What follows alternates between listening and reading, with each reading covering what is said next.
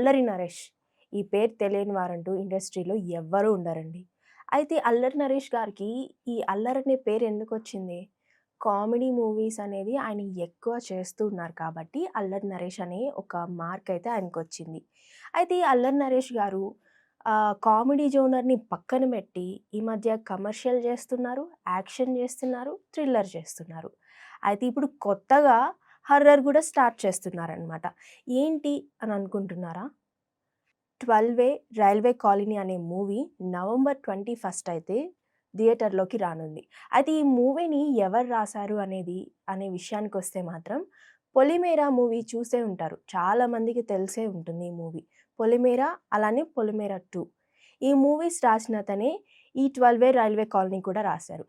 Trailer చూసుకున్నట్లయితే ఈ movie కూడా సేమ్ కొంచెం బ్లాక్ మ్యాజిక్ కొంచెం హర్రర్‌కి సంబంధించింది లాగే ఉంది.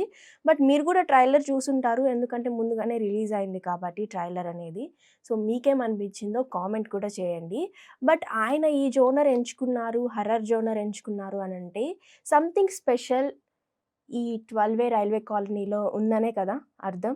సో, ఖచ్చితంగా ఒకసారి ట్రైలర్ చూసి కామెంట్ చేసి అలానే నవంబర్ 21 అయితే థియేటర్స్‌లోకెళ్ళి మూవీని చూసేసి రివ్యూస్ ఇచ్చేయండి.